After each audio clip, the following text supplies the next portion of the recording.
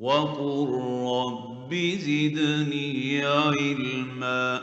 யா நபி ஸலாம் அலைக்கும் என்று அழைக்கப்படக்கூடிய ஸலவாத்தில் என்ன வருகிறது தெரியுமா உங்களுக்கு? கஃபிரு அன்னி துனூபி வஅஃபூலி அன்னி சய்யிஅதி. என்ன அர்த்தம் இதற்கு? தேடி பாருங்கள், உலமாக்களை அழைத்து கேளுங்கள். கஃபிரு அன்னி துனூபி என்றால் யாரிடத்திலே கேட்கப்படுகிறது இந்த துஆ?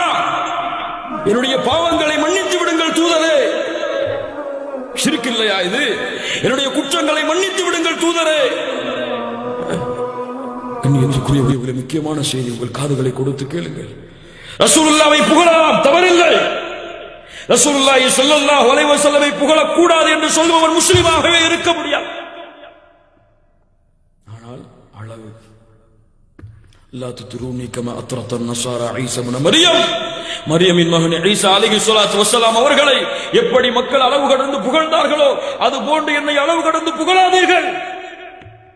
ரபியுல் அவ்வல் மாதம் வந்துவிட்டால், ரசூலுல்லாஹி ஸல்லல்லாஹு அலைஹி வஸல்லம் பிறந்த மாதம் என்ற அந்த மாதம் வந்துவிட்டால் இந்த சமூகம் செய்யக்கூடிய அனாச்சாரங்கள் என்ன?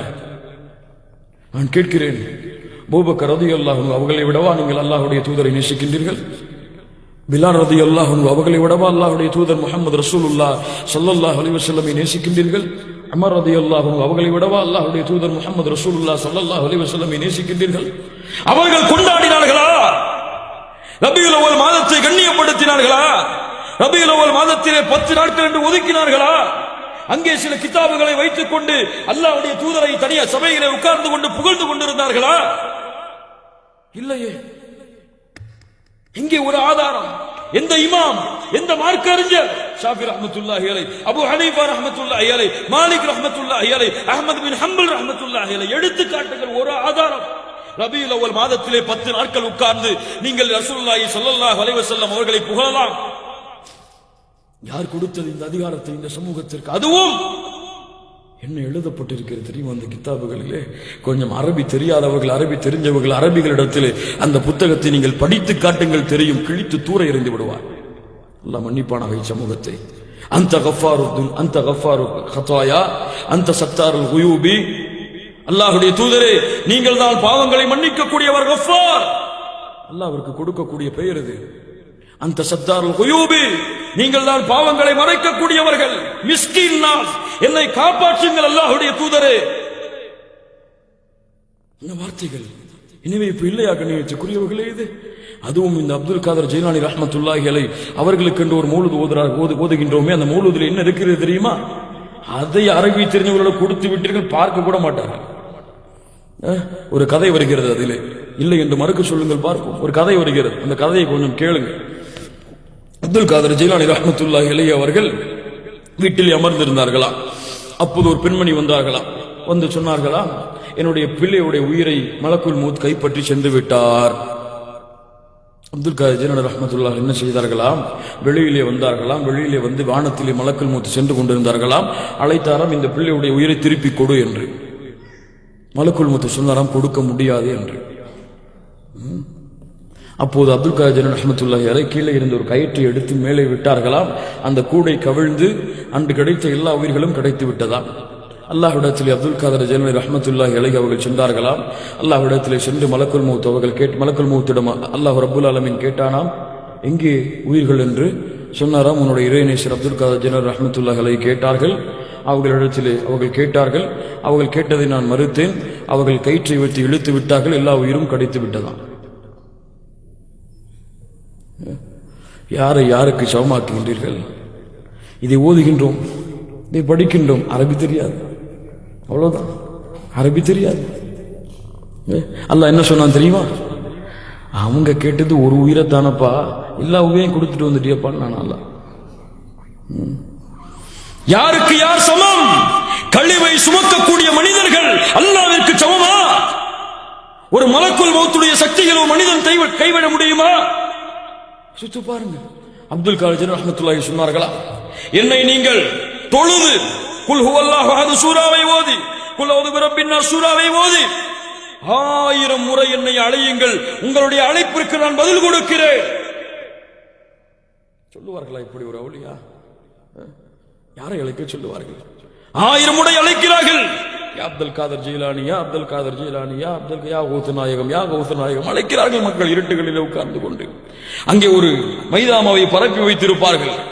இருட்டுகளை எல்லாம் அணைத்து விடுவார்கள். 1000 முறை அப்துல் காதர் ஜீலானி ரஹ்மத்துல்லாஹி அழைத்ததற்கு பிறகு வெளிச்சத்தை போட்டு பார்த்தால் ஒரு கால் தடம் இருக்குமா? யார் வந்து சென்றார்களாம்? சிரிப்பதற்கு இல்லை, சமூகம் நம்பிக்கை. அப்துல் காதர் ஜீலானி ரஹ்மத்துல்லாஹி வந்து சென்றார்களாம். 1000 முறை அழைத்ததற்கு பதிலளித்து விட்டார்களாம். உங்களுக்கு தான் தமிழ் தெரியும், அவங்களுக்கு தான் தமிழ் தெரியாத, எப்படி அழைச்சா தமிழ் அழைச்சா எப்படி வருவாங்க? எந்த மொழியில கேட்டாலும் எங்கிருந்து கேட்டாலும் யாரு கூப்பிட்டாலும் வந்துருவாங்க. யார் அது? யார் அது? அல்லாஹ்வா? யார் அது? யோசித்து பாருங்கள் கண்ணியத்திற்குரியவர்களே. இதுவெல்லாம் எந்த மார்க்கம் கற்றுக் கொடுத்தது? எந்த லா இலாஹ இல்லல்லாஹ் சொல்லிக் கொடுத்தது? அல்லாஹ் ரப்புல் ஆலமீன் சொல்லுகின்றான், குல் அத்தியுல்லாஹ வர் ரசூல் ஃபைன் தவல்லவ் ஃபைன்னல்லாஹ லா யுஹிப்புல் காஃபிரின்.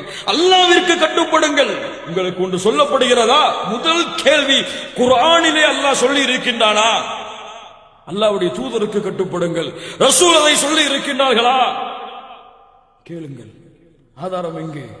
ஆதாரம் நிரூபிக்கப்பட்டிருக்கிறதா? சஹாபாக்களுடைய விளக்கம் என்ன? அதில் தேடுங்கள் கண்ணியத்திற்குரியவர்களே. ஆலிம் சாக்கள் நாளை மறுமையிலே உங்களுக்கு சாட்சியாளர்கள் அல்ல, உங்கள் செயல்களுக்கு நீங்கள் தான் சாட்சியாளர்கள்.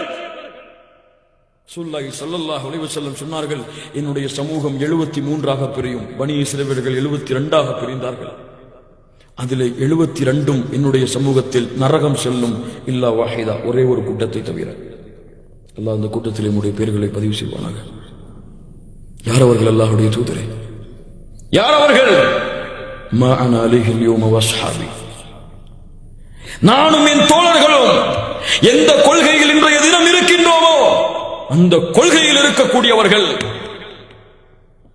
சஹாபாக்களும் நானும் இருக்கக்கூடிய வழியில் இருக்கக்கூடியவர்கள். கேட்கின்றேன், எந்த சஹாபி ரபியுல் அவ்வல் மாதத்தில் உட்கார்ந்து ஓதினார்?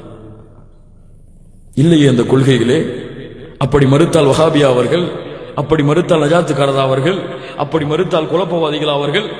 இப்ப சஹாபாக்கள் என்ன சொல்கின்றீர்கள்? அவர்கள் ஓதவில்லையே, அவர்கள் உட்காரவில்லையே, அவர்கள் மறுத்தார்களே. அல்லாஹ்வுடைய தூதரை புகழ்வது தவறல்ல. இப்படி புகழ்வது கூடுமா? இப்படி புகழ்வது அனுமதிக்கப்பட்டதா? பாவங்களை மன்னித்து விடுங்கள் அல்லாஹ்வுடைய தூதரை என்று கேட்பது கூடுமா? நீங்கள் அல்லாஹ்வுடைய ஒளியில் இருந்து வந்தவர்கள் என்று சொல்லுவது கூடுமா? எங்கே கண்ணியத்துக்குரியவர்களே ஆதாரங்கள்? கொஞ்சம் சிந்தித்து பாருங்கள். உங்களுடைய சிந்தனைக்காக விடுகிறேன். நீங்கள் கேட்டு தெரிந்து கொள்ளுங்கள். இல்லை என்றால் என்னுடைய வார்த்தையை தூக்கி எறிந்து விடுங்கள். எரிந்து விடுங்கள். குர்ஆன் சுன்னாவிற்கு மாற்றமாக நான் கூறியிருந்தால் தூக்கி எறியுங்கள் அந்த வார்த்தையை. ஆனால் இந்த சமூகம் இதை சொல்பவர்களை குழப்பவாதிகள் என்று பட்டம் சுமத்துகிறது.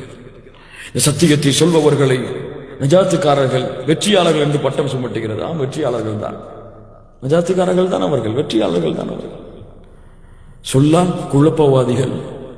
குர்ஆன் சுன்னாவை சொன்னால் குழப்பவாதிகள் என்றால், கட்டுக்கதைகளை சொன்னால் நியாயவாதிகளா?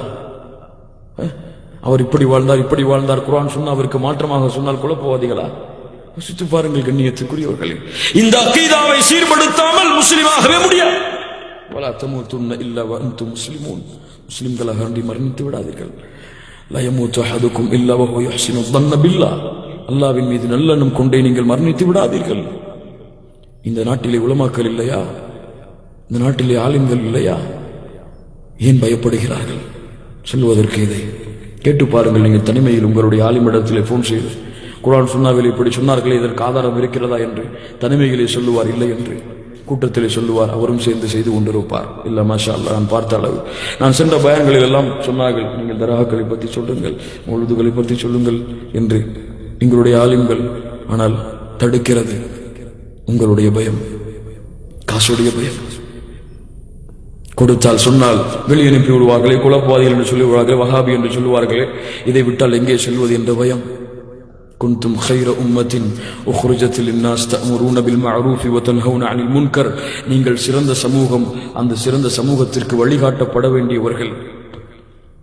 யா அல்லாஹ், கண்ணியத்துக்குரியவர்களே, யா அய்யுஹல்லதீன ஆமனூ உதுகுலூ ஃபிஸ்ஸில்மி காஃபா. முழுவதுமாக அல்லாஹ்வுடைய தீனுக்குள் வாருங்கள். வாழ்ந்த வாழ்க்கை போதும், குர்ஆன் சுன்னாவிற்கு மாற்றமாக கழித்த நேரங்கள் போதும். குர்ஆன் சுன்னாவை அறிந்து கொள்வதற்கு வாருங்கள். இதற்கு நீங்கள் வஹாபி என்று பட்டம் சுமத்தினாலும், நிஜாத்துக்காரர்கள் என்று பட்டம் சுமத்தினாலும் குழப்பவாதிகள் என்று பட்டம் சுமத்தினாலும் என் ஈமானை முடிவெடுப்பவன் அல்லாஹ். அவனை சாட்சியாக வைத்து சொல்லுகின்றேன், இதுதான் சத்தியம். இது ஷிர்க், இது வழிகேடு, இது மார்க்கத்திலே புதுமையாக நுழைக்கப்பட்டவை. இதற்கென்று எந்த ஆதாரமும் குர்ஆன் சுன்னாவிலே கிடையாது.